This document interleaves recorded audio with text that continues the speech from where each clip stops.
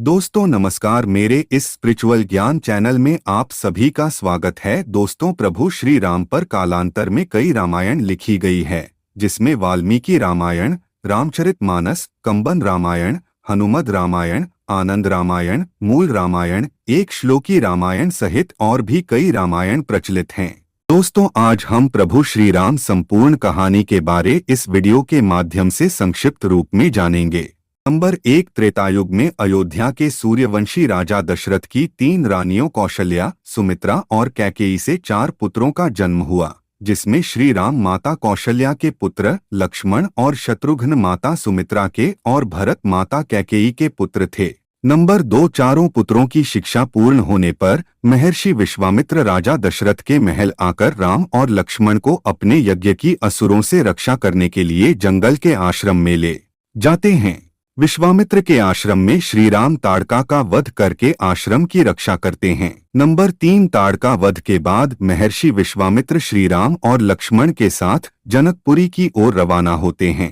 रास्ते में वे ऋषि गौतम के आश्रम से गुजरते हैं। वहां श्री राम अपने पैरों से स्पर्श करके पाषाण में परिवर्तित हो चुकी अहिल्या को शाप मुक्त करते हैं। नंबर 4, इसके बाद विश्वामित्र श्री राम एवं लक्ष्मण को जनकपुर में सीता स्वयंवर में ले जाते हैं। वहां भगवान श्री राम शिवजी का पिनाक धनुष तोड़ देते हैं। नंबर 5, इसके बाद दशरथ जी के 4 पुत्रों का विवाह राजा जनक व उनके छोटे भाई कुशध्वज की पुत्रियों से होता है। श्री राम का विवाह सीता से, लक्ष्मण जी का विवाह उर्मिला से, मांडवी का विवाह भरत से और शत्रुघ्न का विवाह श्रुतकीर्ति से होता है। नंबर 6, देवासुर संग्राम में दशरथ का रानी कैकेयी ने साथ दिया था। दशरथ 2 वरदान मांगने का वचन देते हैं। श्री राम के राज्याभिषेक की तैयारी के दौरान मंथरा के उकसाने पर रानी कैकेयी श्री राम को 14 वर्ष का वनवास और अपने पुत्र भरत को अयोध्या का राजा बनाने का वरदान मांगती है। नंबर 7, प्रभु श्री राम अपने पिता दशरथ के वचन को निभाने के लिए अपनी पत्नी सीता और भाई लक्ष्मण के साथ सन्यासियों का वेश धारण करके नियमों के तहत 14 वर्ष के लिए जंगल में चले जाते हैं।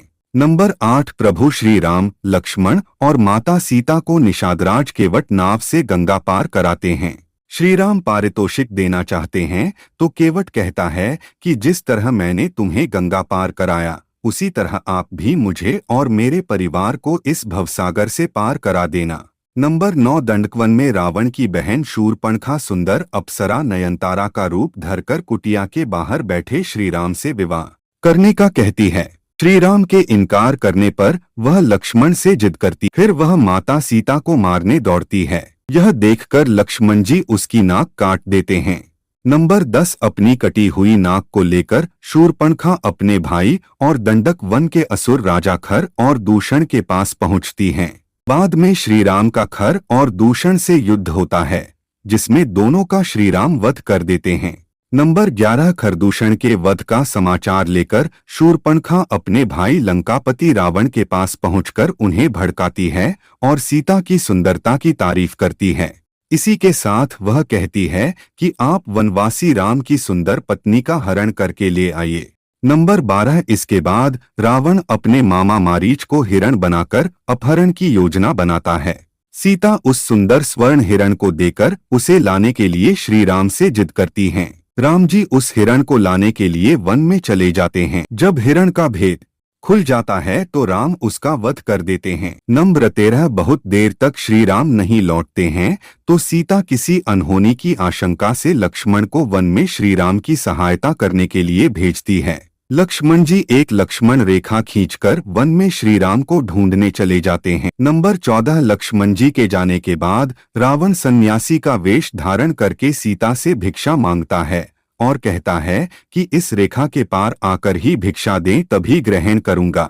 माता सीता यह गलती कर देती हैं और तब रावण अपने असली रूप में आकर अपहरण करके सीता को विमान में बैठाकर ले जाता है। नंबर 15, रावण जब विमान से माता सीता का अपहरण करके ले जा रहा होता है, तब रास्ते में गिद्धराज जटायु उसे रोकने का प्रयास करते हैं और इसी प्रयास में रावण जटायु का वध कर देता है। नंबर 16, जटायु का अंतिम संस्कार करने के बाद श्री राम और लक्ष्मण सीता की खोज में निकल पड़ते हैं। खोजते हुए वे शबरी के आश्रम पहुंच जाते हैं। इसके बाद उनका हनुमान जी और सुग्रीव जी से मिलन होता है। सुग्रीव अपनी व्यथा श्री राम को सुनाता है। नंबर 17 सुग्रीव की व्यथा सुनकर राम जी बाली वध के लिए तैयार हो जाते हैं और सुग्रीव और बाली के युद्ध के दौरान राम जी बाली का वध करके सुग्रीव को किष्किंधा का राजा बना देते हैं। नंबर 18 सीता की खोज में जामवंत के कहने पर हनुमान जी को अपनी शक्तियों का आभास होता है और वे समुद्र लांघकर अशोक वाटिका पहुंच जाते हैं। वहां उनकी विभीषण से भेंट होती है। इसके बाद वे माता सीता को श्री राम की अंगूठी देकर श्री राम के बारे में बताते हैं। नंबर 19 इसके बाद हनुमान जी को मेघनाद बंधक बनाकर रावण के समक्ष खड़ा करता है तो वे रावण को श्री राम के समक्ष समर्पण करने या युद्ध के लिए तैयार रहने के लिए कहते हैं। यह सुनकर रावण उनकी पूंछ में आग लगवा देता है। हनुमान जी अपनी जलती हुई पूंछ से लंका को जला देते हैं। नंबर 20 लंका दहन के बाद हनुमान जी विभीषण की मुलाकात श्री राम से कराते हैं और तब नल और नील की योजना से समुद्र पर सेतु का निर्माण किया जाने लगता है। नंबर 21 अंत में श्री राम बाली पुत्र अंगद को रावण की सभा में भेजकर समर्पण करने और शांति का अंतिम प्रस्ताव का संदेश देते हैं। रावण नहीं मानता है तो अंगद अपनी शक्ति का प्रदर्शन करके चेतावनी देकर लौट आता है। नंबर 22 इसके बाद राम और रावण का युद्ध होता है। तीसरे दिन के युद्ध में श्री राम का कुंभकर्ण से युद्ध होता है और तब कुंभकर्ण मारा जाता है। कुंभकर्ण और रावण के पुत्रों के मारे जाने के बाद लक्ष्मण मेघनाद का युद्ध होता है। तब मेघनाद राम लक्ष्मण को नागपाश में बांध देता है। फिर गरुड़ जी की सहायता से राम लक्ष्मण को नागपाश से मुक्त कराया जाता है। नंबर 23 इसके बाद मेघनाद के प्रहार से लक्ष्मण जी मूर्छित हो जाते हैं। तब हनुमान जी वैद्यराज सुषेण के कहने पर संजीवनी जड़ी बूटी का पहाड़ ले आते हैं।